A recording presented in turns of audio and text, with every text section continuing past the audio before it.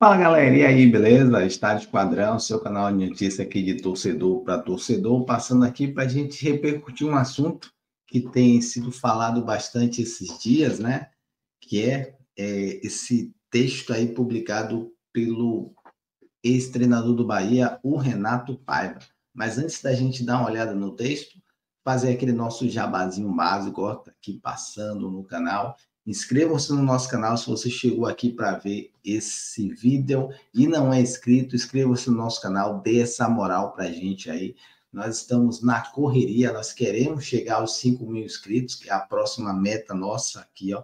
5.000, e a gente necessita da ajuda de vocês para chegar nesses 5.000, valeu? Inscreva-se no nosso canal, ative o sininho das notificações, compartilhe com geral, comentem também se vocês gostaram, mandem mensagem se vocês quiserem que a gente fale de um assunto específico sobre o Bahia. Pode mandar aí que a gente vai lá e corre atrás, valeu? Então, agora sim, ó, vamos lá falar.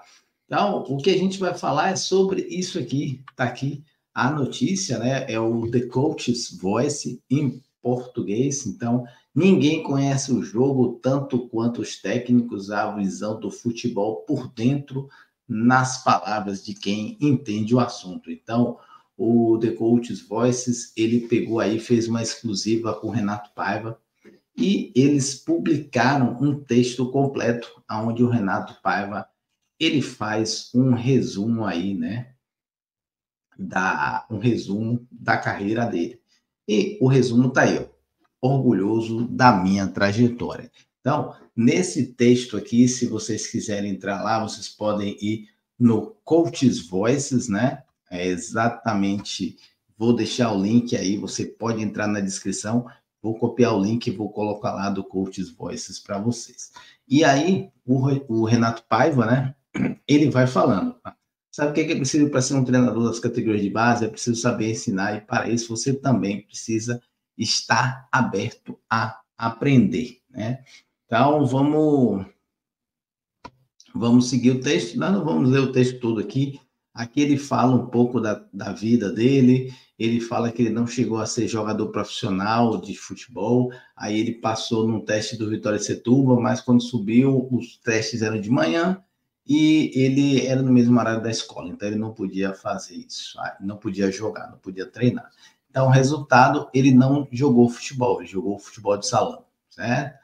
Aí vem aqui, aí ele parou de jogar futebol de salão, aí ele fala como ele evoluiu para auxiliar até chegar a carreira profissional, né? Então, aí vem aqui, já não tinha mais dúvidas que eu queria ser treinador.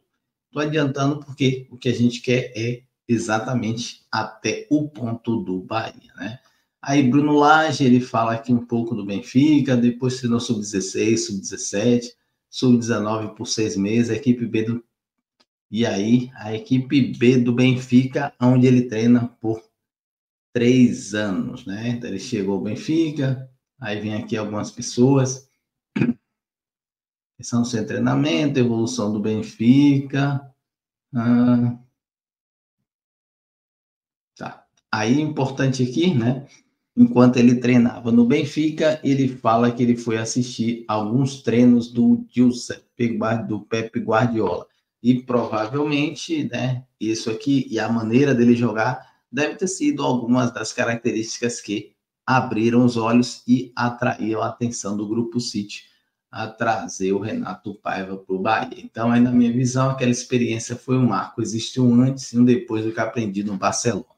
Ou seja, o Barcelona, um marco da vida dele. Aí fala um pouco do Luiz Castro, português que esteve aqui, né? E vamos lá. Finalmente, ele fala aqui, ele fala um pouco da trajetória dele do Del Valle, que ele mudou um pouco, não queria mudar muito as características, né? E aí ele fala que muitas vezes as pessoas me perguntam qual é o meu sistema tático preferido. Eu respondo que é aquele que se encaixe com os jogadores que eu tenho e ao sistema, é o sistema que se adapta ao elenco. Ou seja, né, ele olha o plantel que ele tem e ele adapta um esquema. Só que aqui tem uma questão interessante. E o Paiva falava isso nas entrevistas, né? Ele não consegue montar um time defensivo. Então, as características dele, mesmo no próprio Independente Del Valle e no Bahia, ele levava muitos gols. Por quê? Porque ele conseguia fazer o time jogar para frente, mas ele não guardava atrás e aí levava um saco de gols, né? Aí vem aqui, Independente foi campeão, aí vem com certinhos de feitos notáveis, começa a chover convites.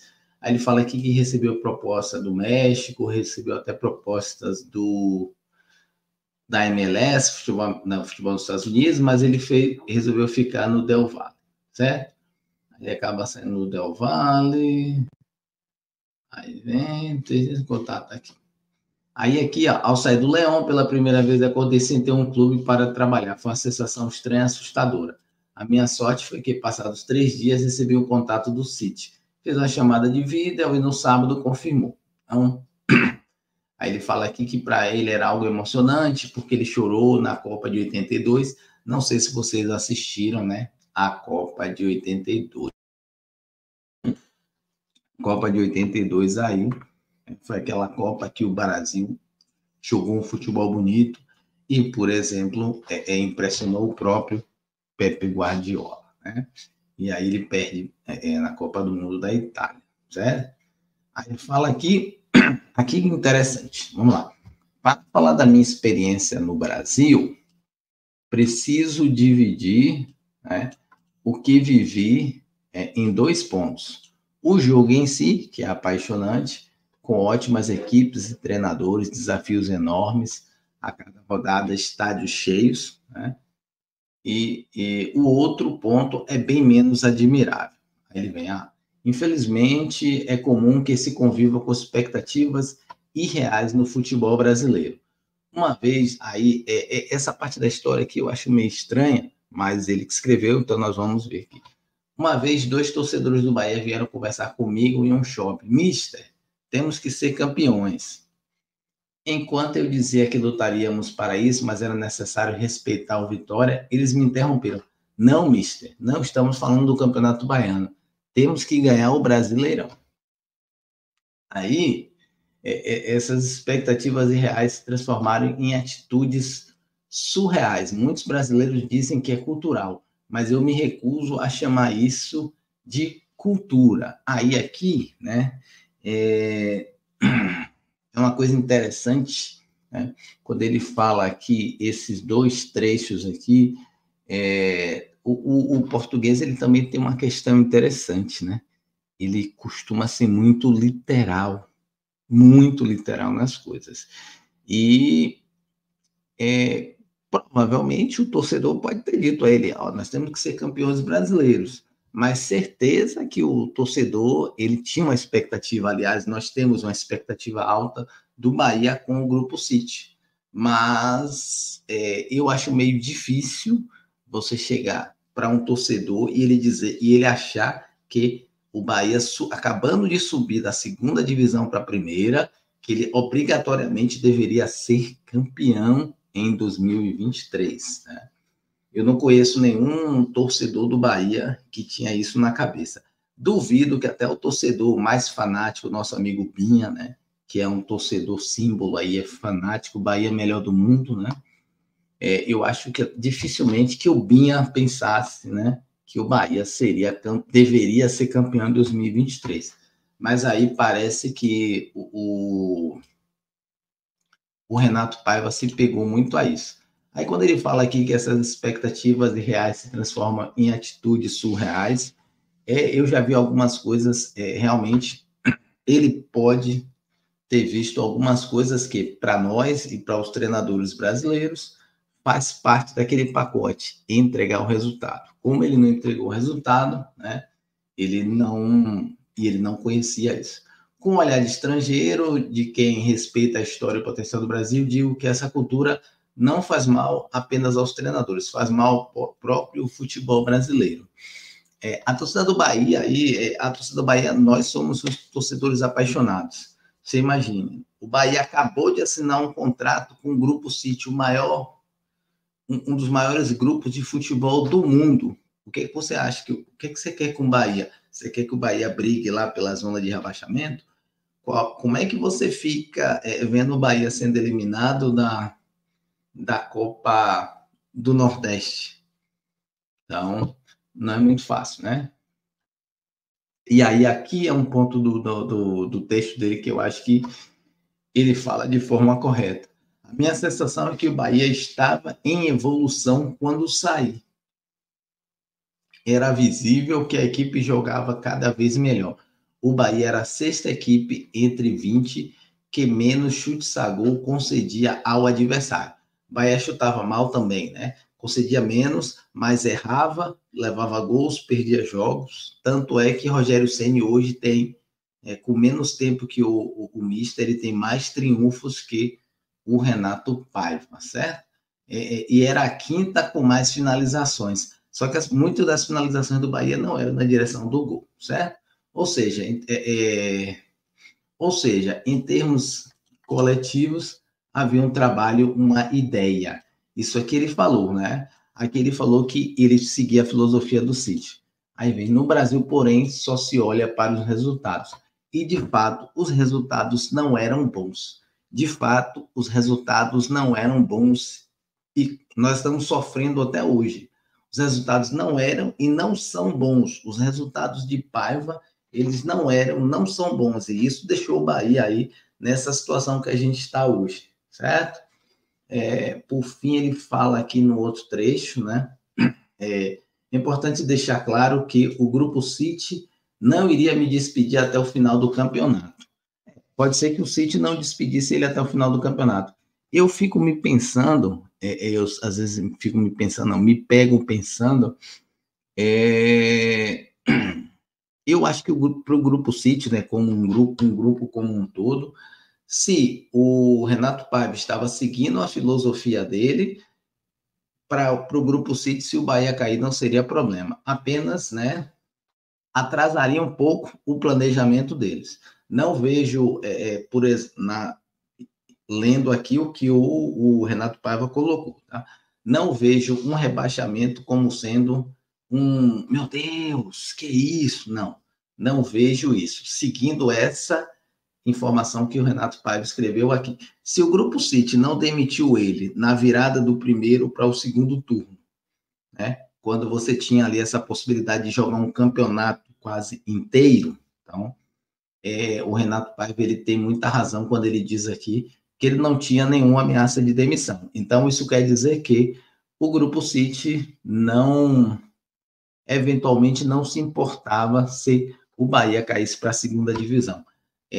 Seria só um pouco do atraso de um projeto de longo prazo, e esse projeto ele passa por vários níveis, não somente o futebol profissional, né?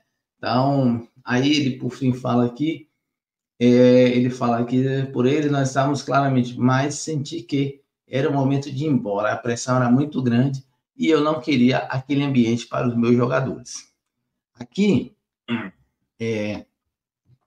tem aquele lance, aquela questão do desenho com as orelhas de burro, né?